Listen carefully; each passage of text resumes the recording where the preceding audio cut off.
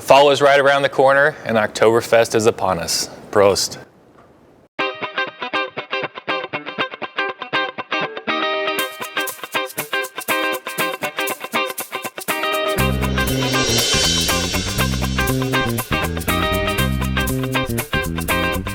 Welcome back to another edition of our Beer a Week release, and it's actually 2 beers again this week. Once again. We have Michelada, which we just shot, and we have our Oktoberfest. So this is near and dear to me. I would say one of my favorite beer styles, probably romantically in my mind, my favorite beer style. Yeah. You know, just because of what it evokes. It's a beer from the early 1800s that was brewed for a celebration of a wedding. Probably lasted 2 weeks long, you know, right. Celebrating and feasting and wild boars being roasted and all that good stuff. So we're gonna have wild boar at our Oktoberfest then, right? I would love some that. year. I would love that. Yes, yes. We do have. Yeah, that's the campfire story. That's right. We'll save that one. But yeah, so Oktoberfest. What is it? It's an amber lager. It is malty. It's a little toasty. A little bit of caramel sweetness, but that would be not to style if it got too sweet.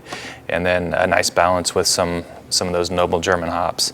And you know, it was King Ludwig some number. I can't remember. It's probably on here. It might be on the can. It is. It is. Yeah, the first. It's a good story. The first. But the funny part of this story is that so after our wedding, my marriage to Katie, we went to Minneapolis for our honeymoon, and she allowed me to use some of our wedding money to buy homebrew supplies. So that was in 1995, and that was the official start to my home brewing. The unofficial start was in high school when my buddy and I, Sean McLean, made beer together, and you really couldn't even call it beer, but we made carbonated water. I'm putting this on beer can, but man, did I butcher this pour. Don't pour like me. So I'm pouring 2 because this thing will hold 2, and that's how you should drink it. That's really. right. Yeah. And the foam's just going to come to the top there. So not to best you in size and in pouring ability. No, please. Yeah. Cheers. Yeah. This, I would say, is, as you kind of alluded to, like, it's not to, like, perfect style, right? It'd be like a little drier, a little less sweet if it were like a spot on, clone of a German style of Marzen. Ours is a little sweeter. I like to think of it as the Americanized version, but I like it better because of that. Romanticized version. Exactly. And I don't know. I think you guys know we're not like trend chasers. We'll get on things that are trendy when we like them and when you guys let us know that you are into them and you want us to try them. But one trend we're never going to get onto is releasing our Oktoberfest in June or July.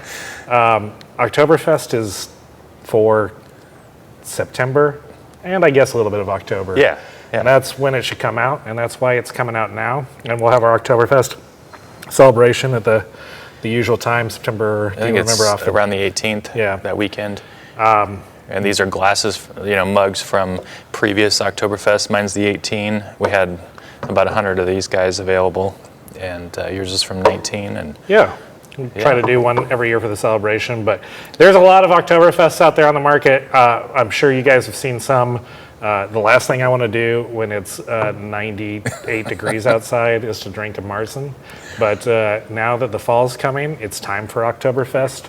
And I think ours crushes. I think this is easily one of the best beers we make. And from years of feedback, I think you guys think so too. So now's the time. Prost. Prost. Get some Oktoberfest. It'll be out on the shelves.